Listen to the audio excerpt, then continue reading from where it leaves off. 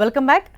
ఈ పరాభవనామ సంవత్సర ఉగాది యొక్క ప్రత్యేకత ఏంటి, అలాగే ఉగాది పచ్చడి యొక్క ప్రత్యేకత ఏంటి, మరి దీని గురించి వివరించేందుకు ప్రస్తుతం మనతో పాటు స్టూడియోలో ఉన్నారు ప్రముఖ ఆధ్యాత్మికవేత్త శ్రీకృష్ణ సుధీ అయ్యప్ప గారు. మరి గురువు గారిని అడిగి దీని గురించి మరిన్ని విశేషాలు మనం తెలుసుకుందాం. నమస్కారం గురువు గారు, ముందుగా మీకు ఉగాది శుభాకాంక్షలు. మీకు వీక్షకులందరికీ కూడా పరాభవనామ సంవత్సర నూతన ఉగాది శుభాకాంక్షలు. అలాగే గురువు గారు, అంటే పరాభవనామ సంవత్సరం అని చెప్పేసి ఈసారి వచ్చింది. అంటే చాలా మందికి కొంత అనుమానాలు ఉన్నాయి. అంటే పరాభవం ఆ పేరు వినగానే అంటే అసలు ఈ సంవత్సరం ఎలా ఉంటుంది అన్న ఒక సందేహం అందరిలోనూ వస్తుంటుంది. అయితే అసలు ఈ పరాభవం నామ సంవత్సరం యొక్క అర్థం ఏంటండి? పరాభవం అంటే అవమానం, లేదంటే వచ్చేసి ఒక క్లిష్టమైన పరిస్థితులు ఎదుర్కోవాల్సినటువంటి దుస్థితి అని చెప్పచ్చు. రాజానాం ప్రాప్నువంతే పరాభవం అంటారు.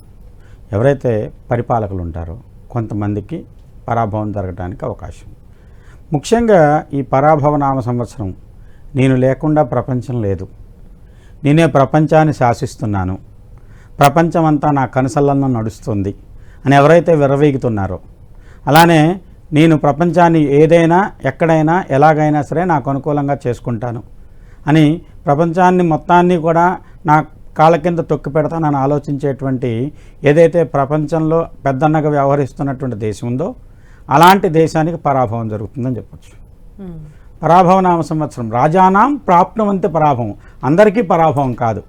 ఎవరైతే నిజమైన జ్ఞానాన్ని, నిజమైనటువంటి మంచిని, నలుగురికి క్షేమాన్ని కోరుకునేటువంటి ఉంటారో వాళ్ళకు పరాభవం కాదు. కాబట్టి ఈ సంవత్సరం గురించి మీరు పేరు గురించి అంత భయపడాల్సిన పని లేదు. ఎవరైతే చెడుందో చెడుకు పరాభవం, ఎవరైతే స్వార్థం ఉందో స్వార్థానికి పరాభవం, ఎవరైతే వచ్చి ప్రపంచాన్ని మొత్తాన్ని తన కనుసనల్లో పెట్టుకోవాలనుకున్నారో అలాంటి వాళ్ళకి పరాభవం అని చెప్పచ్చు. కాబట్టి పరాభవ నామ సంవత్సరం పేరుకు పరాభవంగానండి. గతంలో వచ్చింది 60 ఏళ్ల క్రితం. అప్పుడు కూడా వచ్చేసేసి ఇప్పుడు పరాభవ నామ సంవత్సరంలో పుట్టిన వాళ్ళు చాలామంది మంచి స్థితిలో ఉన్నారు. ఆ సంవత్సరం కూడా గురుడి యొక్క స్థితి మంచి అనుకూలంగా ఉంది. కాబట్టి 60 ఏళ్లకు అంటే 5, 12, 12 సంవత్సరాల గురుడు రాసి ఒకసారి రాశి చక్రాన్ని మొత్తాన్ని తిరిగి వస్తారు, భచక్రాన్ని. కాబట్టి ఏంటంటే 60 ఏళ్ల క్రితం ఉన్నటువంటి గురుడు యొక్క స్థితి, ఈ సంవత్సరం ఉన్నటువంటి గురుడు యొక్క స్థితి ఉచ్ఛలో ఉంటారు కారణం చేత చాలామంది శాసించే వ్యక్తులు పరాభవనామ సంవత్సరంలో పుట్టిన వాళ్ళు ఉన్నారు. కాబట్టి వాళ్ళ అధికారికంగా కానివ్వండి, ఆర్థికంగా కానివ్వండి, గత పరాభవంలో పుట్టిన వాళ్ళు ఉన్న స్థితిలో ఉన్నారు. అది చరిత్ర చెప్తున్న సత్యం. కాబట్టి పరాభవనామ సంవత్సరం ప్రజలకు పరాభవం కాదు, జనాలకు పన్నులు ఇలాంటి బాధలు ఉండొచ్చు. కానీ పేరు ప్రకారం చూసుకున్నట్లయితే రాజులకు, ఎవరైతే తన యొక్క అధికారంతో ప్రజలను అనగదొక్కాలి, లేదంటే నేను ఏదనుకుంటే అదే చేయాలనుకునేటువంటి రాజులకు పరాభవం అని చెప్పచ్చు. అలాగే గురువుగారు, అసలు ఈ ఉగాది పండుగ యొక్క విశిష్టత ఏంటంటే, అంటే ఉగాది మనకు ఏం నేర్పిస్తుంది, ఏం చెప్తుంది? ఉగాది అంటే అసలు దీనికి అర్థం యుగాది. కలియుగం ప్రారంభమైంది చైత్రశుద్ధ పాడ్యమి నాడు. కాబట్టి ఏంటంటే ఇలాంటి రోజున మన యుగం ప్రారంభమైంది. తెలుగు వాళ్ళు సాంప్రదాయాన్ని ఎక్కడా వదిలిపెట్టలేదు. అందుకని మీరు గమనిస్తే మిగతా రాష్ట్రాలు, దక్షిణ భారతదేశంలో తమిళనాడు, కేరళ రాష్ట్రాల్లో సూర్యుడు రాశి మారింది, మేషరాశిలో మొట్టమొదటి డిగ్రీకి వచ్చింది వాళ్ళకి సంవత్సరాది. అలానే ఉత్తర భారతదేశంలో బార్హస్పత్య మానం అని చెప్పేసి వాళ్ళ మానం వేరు. కానీ తెలుగు వాళ్ళు కలియుగాది నుంచి ఒకే రకమైనటువంటి ప్రాధాన్యతను తీసుకొని యుగం ప్రారంభమైంది, ఆ రోజున వచ్చేసి నూతన సంవత్సరం ప్రారంభించాలి అని చెప్పి ఆ యొక్క సాంప్రదాయాన్ని కొనసాగిస్తున్నటువంటి మాటకు చాంద్రమానాన్ని అనుసరించేటువంటి తెలుగు, కర్ణాటక రాష్ట్రాలు మాత్రమే అని చెప్పచ్చు. తర్వాత ఉగాది అంటే కాలం అనేది ఏం నేర్పిస్తుంది అంటే మనకు కష్టాన్ని ఇస్తుంది, సుఖాన్ని ఇస్తుంది, బాధనిస్తుంది, సంతోషాన్ని ఇస్తుంది, అలానే సౌఖ్యాన్ని ఇస్తుంది, అలానే వచ్చేసి కొన్ని ఆరోగ్యపరమైన సమస్యలతో శరీరానికి సంబంధించిన కొన్ని ఇబ్బందులు ఇస్తుంది. అలానే మనం చేసుకునేటువంటి ఉగాదిలో ముందుగా తీసుకునేది నింబ కుసుమ భక్షణం అంటారు, ఉగాది పచ్చడి. షడ్రుచులు మేళవించి దాన్ని మనం మొట్టమొదటిగా ఈ సంవత్సరం ప్రారంభంలో తొలి రోజు పూజ చేసి దాన్ని నింబ కుసుమ భక్షణం చేయమంటాడు. ఎందుకంటే దాంట్లో చేదు ఉంటుంది, తీపి ఉంటుంది, మామిడి పండ్లలో ఉండే వగరు ఉంటుంది, చెరుకుల్లో ఉండేటువంటి తీపి మాధుర్యం ఉంటుంది. అలానే వచ్చేసి మీకు దాంట్లో మనం కలిపేటువంటి చింతపండు కానివ్వండి, ఇవన్నీ ఏంటంటే వాటి యొక్క ప్రాధాన్యతను పులుపునిస్తాయి. అలానే వచ్చేసి మీకు షడ్రుచులు, ఉప్పు, కారం ఇవన్నీ కలిపి తయారు చేసేటువంటి పచ్చడి ఏంటంటే జీవితం అనేది అన్నిటినీ కూడా అనుభవించాలి. ఒకే రోజు తీపి తిన్నా కూడా ఇప్పుడైతే షుగర్ వస్తుందని చెబుతాం, అంతకుముందు రోజుల్లో వెగట వచ్చేది. అంటే బాగా వచ్చేసి ఎక్కువ రోజు తీపి తినటం వల్ల దాని మీద తీపి అంటే ఇష్టం లేని పరిస్థితి ఏర్పడు. కాబట్టి మనిషి జీవితంలో తీపి ఉండాలి, పులుపు ఉండాలి, చేదు ఉండాలి, వగరు ఉండాలి, ఉప్పు కారం, ఈ షడ్రుచులు ఉండాలి. ఆ షడ్రుచులు ఉంటాయని దానికి సూచనగానే మనం ఉగాది చేసుకుంటున్నాం. ఉగాది పచ్చడి ప్రతిరోజు ప్రతి సంవత్సరం ఉగాది నాడు ఆ ఉగాది నింబకుసుమ భక్షణం చేస్తున్నాం. అంటే జీవితం మనకు అన్నీ ఇస్తుంది, మంచి ఇస్తుంది, చెడు ఇస్తుంది, అనుభవించాలి. కాబట్టి ఆ మంచి చెడుది, ఎందుకంటే ఈ మంచి చెడు సమపాలలో మేళవిస్తేనే ముక్తి. అందుకని పూర్తి పుణ్యాత్ములు, పూర్తి పాపాత్ములు ఇద్దరూ శిక్షించబడతారు. లేదంటే ఇద్దరు వచ్చేసి మళ్ళీ ఏదో రూపంలో వచ్చేసి జన్మించాల్సి వస్తుంది. మనిషి జీవితంలో ఏదైతే ఆత్మ పరమాత్మ అంతర ఉంటుంది కదా, ఆత్మ ఎప్పుడైతే ఒక సంభవావ స్థితికి చేరుతుందో అప్పుడు ఆ జీవికి ముక్తి అంటాడు. కాబట్టి అలా ముక్తి పొందాలంటే మనిషి జీవితంలో మంచి చెడు రెండు ఉండాలి. ఆ రెండిటి యొక్క తారతమ్యం తెలిసి విచక్షణతో వ్యవహరించిన వాడు ముక్తి పొందుతాడు. కాబట్టి ఆ విచక్షణ అనేది నేర్పేది ఉగాది. అంత విశేషం ఉంది ఉగాదిలో ఉన్నటువంటి పండగ చేసుకున్నట్లో కూడా అంత ప్రత్యేకత ఉంది. కాబట్టి ఈ ఉగాది అనేది మనిషి జీవితంలో ఉండేటువంటి అన్నిటినీ సమపాలలో ఉంటుందని చెప్పడం కోసమే మనం దానికి ఒక ప్రాతిపదికగా ఉగాది పండుగ చేసుకుంటున్నాం, నింబకుసుమ భక్షణాన్ని స్వీకరిస్తున్నాం. నిజంగానే గురుగారు, అంటే మన తెలుగు పండుగలో ఒక్కొక్క పండుగకి ఒక్కొక్క ప్రత్యేకత ఉంటుంది, దాని వెనుక ఎంతో అర్థం కూడా ఉంటుంది. అలాగే ఉగాది కూడా మన మనిషి జీవితాన్ని మనం ఏ విధంగా బ్యాలెన్స్ చేసుకోవాలి, ఏ విధంగా ఉండాలో కూడా మనకు నేర్పిస్తుంది. అయితే ఈ ఉగాది నుంచి అసలు ఈ సంవత్సరం అంతా ఏ విధంగా ఉండబోతుందండి? సంవత్సర ఫలితం కింద తీసుకున్నట్లయితే సంవత్సరం పేరుకు పరాభవం అయినప్పటికీ కూడా ఈ సంవత్సరం నవనాయకుల్లో 7 శుభులు అవుతున్నారు. తద్వారా వచ్చేసేసి ఈ 7 శుభుల యొక్క పరిపాలన చాలా ప్రజాక్షేమాన్ని దృష్టిలో పెట్టుకొని నలుగురికి మంచి కలిగించేటువంటిదిగా చెప్పచ్చు. దీనికి అసలు ముందు ప్రారంభంగా అసలు పంచాంగ శ్రవణం ఎందుకు చేయాలనేది ఒక శ్లోకంలో చెప్పుకుంది. అలాగే శ్రీ కళ్యాణ గుణావహం రిపుహరం దుష్వప్న దోషాపహం గంగాస్నాన విశేష పుణ్యఫలదం గోదానతుల్యం నృణాం ఆయుర్వృద్ధిదముత్తమం శుభకరం సంతాన సంపత్ప్రదం గంగాస్నాన విశేష పుణ్యఫలదం గోదానతుల్యం నృణాం ఆయుర్వృద్ధిదముత్తమం శుభకం సంతాన సంపత్ప్రదం పంచాంగమాకర్ణ్యతాం అంటాడు. అంటే పంచాంగం కాలంతో ఎందుకు తెలుసుకోవాలంటే ఇవాళ వర్షం పడుతుంది, దానికి తగిన జాగ్రత్త తీసుకుంటాం.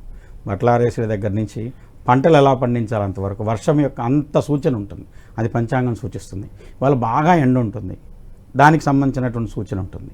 కాబట్టి కాలాన్ని తెలుసుకొని ప్రవర్తించామనుకోండి, వాన పడుతుందంటే గొడుగు తీసుకెళ్ళడం ఎలాంటిదో పంచాంగాన్ని తెలుసుకోవటం వల్ల ఏంటంటే ఈ సంవత్సరం వానలు ఎక్కువ ఉన్నాయి, పంటలు ఈ విధమైన పంటలు పండుతాయి, అలానే ఈ విధమైనటువంటి భూములు ఫలిస్తాయి, ఈ రకమైనటువంటి వాణిజ్యపరమైనటువంటి వాటికి విలువలు పెరుగుతాయి. ఇప్పుడు మీరు అందరూ అడుగుతారు బంగారం రేటు ఎట్లా ఉంటుందండి అని చెప్పేసి, ఇలాంటి వాటిని సూచిస్తుంది. కాబట్టి కాలం భవిష్యత్తు, గతం ఏమిటి, వర్తమానం ఏమిటి, భవిష్యత్తు ఏమిటి, ఈ మూడింటిని అంటే కాలం తెలిసిన వాడు ప్రపంచాన్ని మొత్తాన్ని తెలుసుకోగలుగుతాడు. ఎక్కడున్నా సరే, ఎలాంటి పరిస్థితుల్లో ఉన్నా సరే కాలం తెలిసిన వాడు ఇబ్బంది పడడు. కాబట్టి కాలాన్ని తెలుసుకోవటం అంత అత్యవసరమనే ఉద్దేశంతో ఈ పంచాంగానికి సంబంధించినటువంటి జ్ఞానాన్ని మన పూర్వీకులు ఆచరణలో తీసుకొచ్చి పెట్టారు. ఈ సంవత్సరం ఎలా ఉంటుంది, ఎలాంటి భూములు ఫలిస్తాయి, ఎలాంటి పరిస్థితులు పంటలు పండుతాయి, ఎలాంటి ఆహార ధాన్యాలు లభిస్తాయి, అది ఎంత లభిస్తుంది, వర్షం ఎలా పడుతుంది, ఎక్కడ పడుతుంది. ఎందుకంటే సముద్రం మీద పడిన వాన నిష్ఫలం అవుతుంది, భూమి మీద పడింది, అదిలో వ్యవసాయ క్షేత్రాల్లో పడింది. గత సంవత్సరం మీరు గమనించండి, ఖండ వర్షపాతం అన్నాడు. హైదరాబాద్లోనే ఒక పక్క సగం వాన పడింది, సగం పడలేదు. ఒకే ఇంటి మీద సగం పడి సగం పడలేదు. అదే ఒకే వ్యవసాయ క్షేత్రంలో మామిడి తోట ఉందనుకోండి, 10 ఎకరాలు 5 ఎకరాల్లో వాన పడింది, మిగతా 5 ఎకరాల్లో ఒక చినుకు కూడా పడకున్నటువంటి పరిస్థితులు చూసాం. దీన్ని ఖండపాతం అంటారు. ఈ సంవత్సరం సత్యానుకూల వర్షం ఉంది. అంటే ఎక్కడైతే వ్యవసాయ క్షేత్రాలు ఉన్నాయో, ఎక్కడైతే వాన పడాలో అలాంటి చోట వాన పడి సస్యాలు సఫలీకృతమవుతాయి.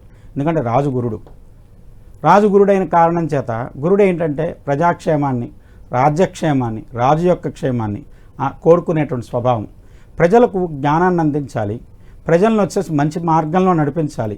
ఇలాంటివన్నీ గురుడు యొక్క స్వభావాలు. కాబట్టి రాజక్షేమాన్ని, ప్రజాక్షేమాన్ని కోరుకున్నటువంటి గురుడు రాజైనందువల్ల అందరూ సుభిక్షంగా ఉంటారు, సంతోషంగా ఉంటారు.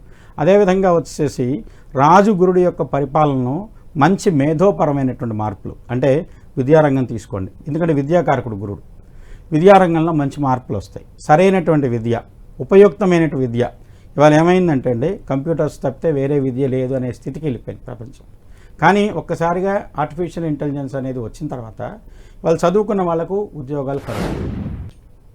ఎంతోమంది ఇంజనీర్స్ ఉన్నారు, ఇంజనీరింగ్ గ్రాడ్యుయేట్ చేసిన వాళ్ళు, కంప్యూటర్ సైన్స్ అంటున్నారు, ఇవన్నీ చేసిన వాళ్ళు ఉన్నారు చాలామంది. ఒక్క ఏఐ అనేది ఒక 4 రోజుల్లో చేసే పని ఒక పోర్టులో చేసేస్తుంది. తద్వారా చాలామందికి ఉద్యోగాలు కోల్పోయే పరిస్థితి ఏర్పడింది ఇప్పుడున్న వర్తమానాన్ని మాట్లాడుకుంటే. ఈ గురుడు ఏంటంటే దీనికి ప్రత్యేకమైనటువంటి ఆల్టర్నేటివ్, అంటే చదువుకున్న వాడికి ఏదో ఉద్యోగం ఉంటే అనుకోండి, జీవితం ఒక సెటిల్ అయింది, లేదంటే జీవితం మనకి ఇంకా పర్వాలేదు అనేటువంటి భావన ఇస్తాడు. అలాంటి వాటికి గురుడు మంచి అనుకూలమైన పరిస్థితులు కలిగిస్తున్నాడని చెప్పచ్చు. కాబట్టి గురుడు వల్ల ఉద్యోగానికి ప్రత్యామ్నాయాలు సృష్టించబడతాయి. విద్యా విషయంలో, ఉద్యోగ విషయంలో మంచి మార్పు జరుగుతుంది. అలానే ప్రజలకు ఉపయుక్తమైనటువంటి విద్య, వైద్య రంగంలో మంచి ఆవిష్కరణలు వస్తాయి. కొత్త కొత్త మందులు కనిపెట్టబడతాయి. మనిషి జీవన ప్రమాణాన్ని పెంచే, ఆయుష్ను పెంచేటువంటి ఔషధాలు కనుగొనబడతాయి. అలానే దీర్ఘకాలిక వ్యాధులు ప్రపంచవ్యాప్తంగా, ముఖ్యంగా భారతదేశ వ్యాప్తంగా చాలామందికి ఆరోగ్య సమస్యలు, షుగర్ అనేది చాలా ఇబ్బంది పెడుతుంది. దాన్ని అరికట్టడానికి, డయాబెటిక్ని అరికట్టడానికి ప్రత్యేకమైన ఔషధాలు ఈ సంవత్సరం కనిపెట్టబడతాయి. అలాంటి చాలా వైద్య రంగంలో విప్లవాత్మకమైన మార్పులు, మనిషి జీవన ప్రమాణం, ఆయుష్ను పెంచేటువంటి మందులు కనిపెట్టబడతాయి. తద్వారా మీకు ఆరోగ్యం పెరుగుతుంది, ఆయుష్ పెరుగుతుంది. అలానే మనిషి జీవన ప్రమాణం పెరుగుతుంది. అది కూడా ఏంటంటే ఏదో డబ్బులుంటే ప్రమాణం పెరిగినట్టు, ధనకారకుడు గురుడే, విద్యాకారకుడు గురుడే, సంతానకారకుడు గురుడే, కుటుంబకారకుడు గురుడే. కుటుంబ సంబంధాలు మెరుగుపడతాయి. స్త్రీల యొక్క ప్రాధాన్యత పెరుగుతుంది. పరాభవనామ సంవత్సరంలో వర్షలగ్నంలో శుక్రుడు ఉన్నాడు కాబట్టి ఉచ్చలో ఉన్నాడు. అందువల్ల స్త్రీల యొక్క ప్రాధాన్యతను పెంచుతాడు. గురుడు జూన్ నుంచి ఉచ్చకి వెళ్తున్నాడు. తద్వారా గురుడు రాజరికంగా ఉండేటువంటి రాజ్యాల్లోనూ, అలానే ప్రభుత్వంలో ఒక మంచి మార్పులు, అనూహ్యమైనటువంటి వ్యక్తులు, కొత్త వ్యక్తులు తెర మీదకి రావటం, రాజకీయ రంగంలో వాళ్ళ ప్రభావం అధికమవటం, సంగీత రంగంలో కానివ్వండి, విద్యారంగంలో కానివ్వండి కొత్త ఆవిష్కరణలు రావటం, వీటన్నిటి వల్ల నవ్య నూతనమైనటువంటి సంవత్సరం పరాభవనామ సంవత్సరం అని చెప్పచ్చు. అలాగే గురువుగారు, ఇప్పుడు ఉగాది మొదలైంది అని అంటే పంచాంగ శ్రవణంతో పాటు అందరికీ కూడా అంటే మా రాశి ఏ విధంగా ఉందో, అంటే ఈ సంవత్సరం నుంచి ఎలా ఉంటుందో అన్న ఒక కుతూహలం కూడా ఉంటుంది. అంటే వివిధ రాశుల వారికి అసలు ఈ సంవత్సరం ఏ విధంగా ఉందండి? మేషరాశినే తీసుకోండి. మేషరాశి వాళ్లకు ఆదాయ వ్యయాల్లో ఆదాయం చాలా అద్భుతంగా ఉన్నటువంటి పరిస్థితి. వ్యయం తక్కువగా ఉంది. అంటే ఆదాయం 11, వ్యయం 5, రాజపూజ్యం 2, అవమానం 4. అయితే వీళ్లకు ఏలినాటి శని. ఏలినాటి శని వల్ల వీళ్ళ జీవితంలో వచ్చేటువంటి సమస్య ఏమిటి అంటే, వీళ్ళకు ఉద్యోగరీత్యా మార్పులు వస్తాయి. అర్ధాష్టమ గురుడు వస్తున్నాడు. అర్ధాష్టమంలో గురుడు ఉంటే ప్రత్యేక పరిస్థితుల్లో స్థాన మార్పు కానీ, ఉద్యోగ మార్పు కానీ, లేదంటే ట్రాన్స్ఫర్స్ లాంటివి ఇలాంటివి ఇవ్వడానికి కారకుడు అవుతాడు. కాబట్టి అలాంటి మార్పులు రావడానికి అవకాశం ఉంది. అలానే విద్యార్థులుగా మేషరాశిలో ఉన్న వాళ్ళకు కొంచెం విద్యావిషయకమైనటువంటి ఇబ్బందులు, లేకుంటే వచ్చేసి కొంత ఫలితం వీళ్ళు ఊహించిన దానికంటే తక్కువ స్థాయి ఫలితం రావడానికి అవకాశం ఉంది. కాబట్టి మేషరాశి వారికి విద్యారంగంలో ఉన్న వాళ్ళకి అంత అనుకూలమైన ఫలితాలు లేవని చెప్పాలి. కాకపోతే ఉద్యోగ రంగంలో ఉన్న వాళ్ళకి మంచి మార్పులు ఉంటాయి. కష్టే ఫలి వీళ్ళకి ఈ సంవత్సరం చెప్పేటువంటి సూత్రం కింద చెప్పవచ్చు. అలానే స్పెక్యులేషన్ రంగంలో ఉన్న వాళ్ళు ఈ సంవత్సరం మీరు స్పెక్యులేషన్ని చాలా జాగ్రత్తగా చేయండి. ఎక్కువగా పెట్టుబడులు పెట్టి నమ్మి ఇతరులని కానీ ఇతర ఎక్కువ ప్రతిభను నమ్మి కానీ మోసపోకుండా మీరు జాగ్రత్తగా ఉండటం ఆవశ్యకమని చెప్పచ్చు. తర్వాత ఈ మేషరాశికి సంబంధించిన స్త్రీలకు ముఖ్యంగా వచ్చేసి ప్రత్యేకమైన గుర్తింపు లభించేటువంటి అవకాశం ఉంది. తదుపరి ఈ రాశిలో ఉండేటువంటి యువకులైనటువంటి వాళ్ళకు వివాహ విషయంలో కానివ్వండి, ఉద్యోగ విషయంలో కానీ కొన్ని కష్టసాధ్యమైన ఫలితాలు చెప్పవలసి వస్తుంది. ఎందుకంటే శని వ్యయంలో ఉన్నాడు, గురుడు అర్ధాష్టమంలోకి వస్తున్నాడు. అక్టోబర్ తదుపరి నుంచి మంచి అనుకూలమైన ఫలితాలు నవంబర్ నెల నుంచి ఉండేటువంటి అవకాశం ఉందని చెప్పచ్చు. అంటే ఇలా మిగతా రాశుల వారికి అంటే ఓవరాల్గా అసలు ఏ విధంగా ఉందండి? ఇప్పుడు సర్వాదాయ వ్యయాలు చూసుకున్నట్టయితే ఆదాయం కంటే ఖర్చు ఎక్కువ ఉందండి ఈ సంవత్సరం. కాబట్టి అందరి పరంగా చూసుకుంటే ప్రపంచవ్యాప్తంగా ఖర్చులు అధికమవుతున్నాయి. అంటే జీవన ప్రమాణం పెంచే దాంట్లో ఇవాళ మనం నియమించిన దానికంటే రేపు గొప్పగా జీవించాలనే తాపత్రయంతో రూపాయి పెట్టాల్సిన చోట 2 రూపాయలు ఖర్చు అవుతుంది. ఎందుకంటే గతంలో 1 రూపాయి కొన్న వస్తువు ఇవాళ ఉన్నటువంటి దేశకాల పరిస్థితులు, ప్రపంచవ్యాప్తంగా మారిన పరిస్థితులు, సంక్లిష్టత ఏర్పడింది. ఎందుకంటే ఎక్కడున్నా సరే ప్రపంచంలో ఏ మారుమూల తయారైన వస్తువైనా సరే మనకు కావాలంటే కోరుకున్న టైంలో తెప్పించుకునే అవకాశం ఉంది. అది క్రమంగా తగ్గుతున్నది. అంటే వాణిజ్యం తగ్గుతుంది. సముద్రాల మీద వ్యాపారపరమైనటువంటి కొన్ని అడ్డంకులు ఏర్పడుతున్నాయి. ఇవాళ చూడండి, ఒక యుద్ధం వచ్చేసేసి చిన్న దేశం ఇరాన్కి, అది ప్రపంచవ్యాప్తంగా చమురు ధరలను ఎంత ప్రభావితం చేసింది. తద్వారా ఏంటంటే ఎక్కడైనా సరే మన భారతదేశంలో మారుమూల పల్లెల్లో ఉన్న స్త్రీ కూడా గ్యాస్ సిలిండర్లు దొరక ఇబ్బంది పడుతున్నారు. ఈ స్థితి ఉంది, కానీ లభ్యత తగ్గుతుంది. తద్వారా రేట్ పెరుగుతుంది. మనం కోరుకున్న డిమాండ్ ఉంది, సప్లై లేదు, రేట్ పెరుగుతుంది. ఆ విధమైనటువంటి రేట్లు పెరుగుతాయి. ఆడవాళ్ళు ఇబ్బంది పడతారు ముఖ్యంగా వచ్చేసి ఇలాంటి సమస్యలతో వచ్చినప్పుడు. అలానే వచ్చేసి సర్వాదాయ వ్యయాల్లో మిగతా రాశులు కనుక గమనించుకున్నట్లయితే వృషభ రాశి వారికి అనుకూలతలు తగ్గుతాయని చెప్పవచ్చు. వీరికి ఆదాయం వచ్చేసి 5, వ్యయం 14, రాజపూజ్యం 5, అవమానం 4. అయితే వృషభ రాశి పరంగా చూసుకున్నట్టే గురుడు తృతీయంలోకి ఉన్న కారణం చేత వేరే దేశ ప్రయాణాలు కలిసి వస్తాయి. స్థాన మార్పు వల్ల ఉన్నతమైనటువంటి యోగం కలుగుతుంది. అలానే వచ్చేసి ఉద్యోగరీత్యా కానివ్వండి, విద్యారీత్యా కానీ ఇతర దేశాలకు ప్రయాణం చేసే వాళ్ళకు వృషభ రాశి వారికి అనుకూలమైన ఫలితాలు ఉంటాయి. వివాహ ప్రయత్నాల్లో ఉన్న వాళ్ళకి వివాహ ప్రయత్నాలు ఫలిస్తాయని చెప్పచ్చు. అలానే మిథున రాశి కనుక చూసుకుంటే వీళ్ళకు కష్టమైన పరిస్థితుల నుంచి ఒక రకమైనటువంటి గౌరవప్రదమైన స్థితి దక్కుతున్నది. మిథున రాశి వారికి ఆదాయం వచ్చేసేసి 8, వ్యయం 11, ఆధిపత్యం 1, అవమానం 7. స్వార్థం లాభం చూసుకోవటం వల్ల కొంత ఇతరుల గౌరవం తగ్గేటువంటి అవకాశం ఉంది. ఆర్థికపరమైనటువంటి స్థితిలో మంచి పురోగమనం ఉంటుంది. తద్వారా వచ్చేసి వీళ్ళు మంచి స్థాయి ఫలితాలు పొందగలుగుతున్నారు. ముఖ్యంగా వీళ్లకు బాగా అనుకూలించేటువంటి గ్రహం గురుడు. ద్వితీయ స్థానంలో గురుడు ప్రవేశం వల్ల ఆర్థిక విషయాల్లో చాలా, కుటుంబ విషయాల్లో చాలా మెరుగైనటువంటి ఫలితాలు. మీరు దేనికోసమైతే ఎదురు చూస్తున్నారో ఆ ఫలితం మీకు తప్పనిసరిగా వస్తుందని చెప్పచ్చు.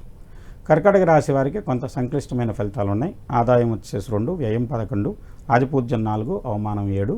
ఈ రకంగా గురుడు మీ రాశిలో ప్రవేశిస్తున్న దానివల్ల శుభకార్యాలు నిర్వహించగలుగుతారు.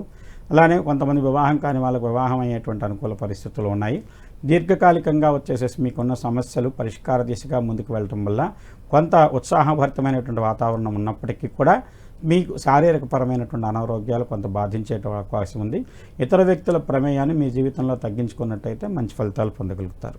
సింహరాశి ఆదాయం 5, వ్యయం 5, రాజపూజ్యం 7, అవమానం 7.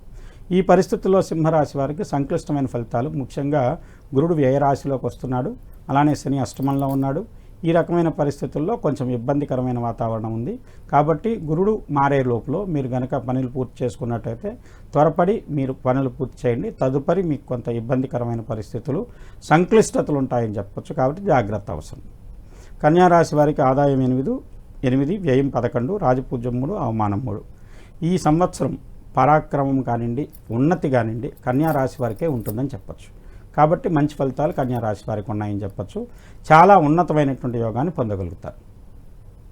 అలాగే గురువుగారు, అంటే ఈ సంవత్సరం నుంచి మీరు ఏదైతే చెప్తున్నారో వివిధ రాశుల వారికి ఈ విధంగా ఉందని, అలాగే మనలో కూడా ఎటువంటి మార్పులు చేసుకోవాలి అంటే ఈ ఉగాది పండుగ మనకి తెలుగు వారికి కొత్త సంవత్సరం అన్నమాట. అంటే అసలు ఏ విధంగా ప్రారంభించాలి, ఈరోజు ఏమేం పనులు మనం చేయాలి?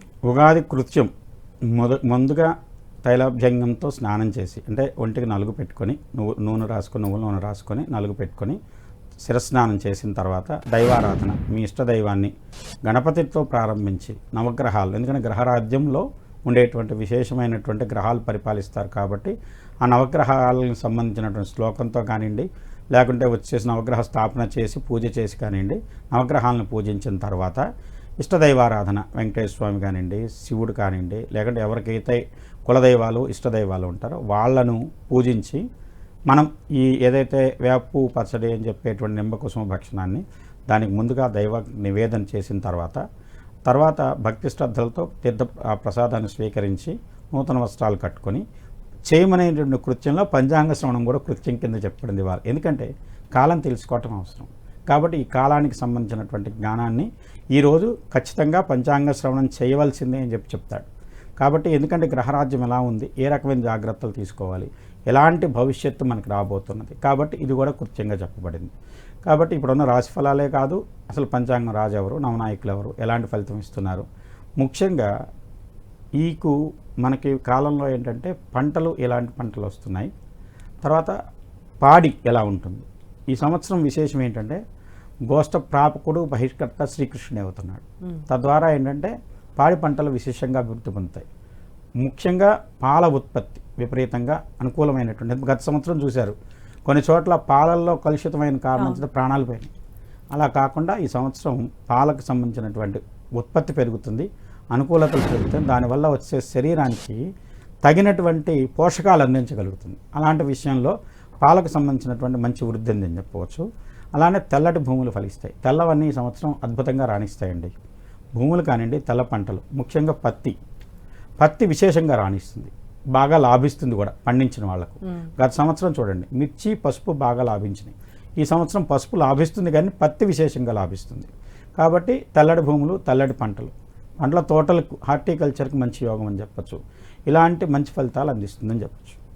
అలాగే దేశ కాలమాన పరిస్థితులు ఏ విధంగా ఉన్నాయండి? భారతదేశానికి కనుక చూసుకున్నట్లయితే దేశం యొక్క ప్రాధాన్యత ప్రపంచవ్యాప్తంగా పెరుగుతుంది. ప్రపంచంలో ఒక రకమైనటువంటి మనం చెప్పుకునేటువంటి విశ్వగురు స్థానానికి సుస్థిరమైనటువంటి పీట ఈరోజు ఈ సంవత్సరం మనకు కలిగిస్తుందని చెప్పవచ్చు. ఒక పీఠం లాంటి స్థితి ప్రపంచానికి. ఒక చిన్న మాట, సౌదీ దేశానికి సంబంధించిన రాజు మోడీ ఒక ఫోన్ కాల్ చేస్తే యుద్ధం ఆగిపోతుంది అన్నాడు. ఆ ఒక్క మాట చాలు భారతదేశం ప్రాధాన్యత ఎంత గొప్పగా ఉందో.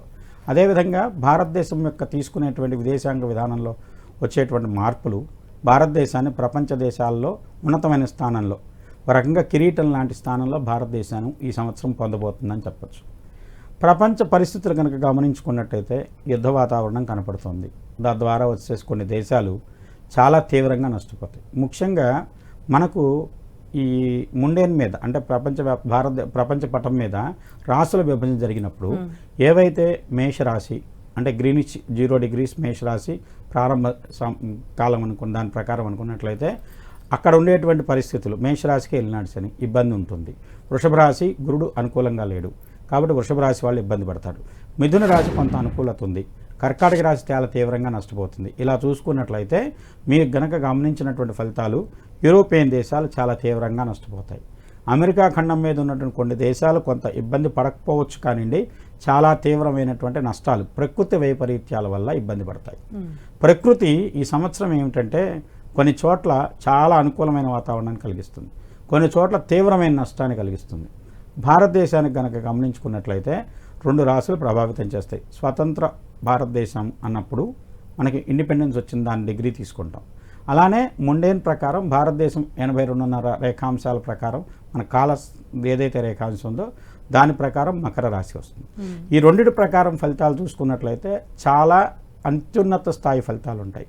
యువతకు మంచి అవకాశాలు లభిస్తాయి, స్త్రీలకు మంచి అవకాశాలు లభిస్తాయి. రాజకీయంగా స్త్రీల యొక్క ప్రాధాన్యతలు పెరుగుతాయి.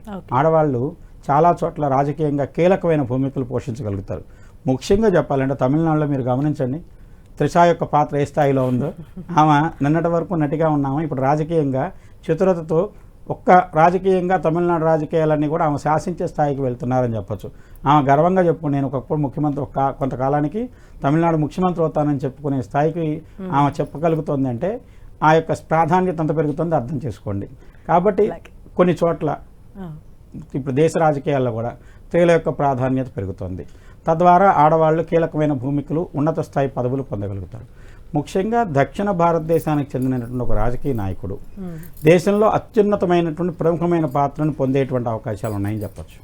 అలాగే గురుగారు చాలా చక్కగా వివరించారు ఉగాది యొక్క విశిష్టత, అలాగే ఈ సంవత్సరం ఏ విధంగా ఉండబోతుందో కూడా తెలియజేసినందుకు ధన్యవాదాలండి. ఇది ఉగాది పండుగ యొక్క ప్రత్యేక కార్యక్రమం. చూస్తూనే ఉండండి 10 TV.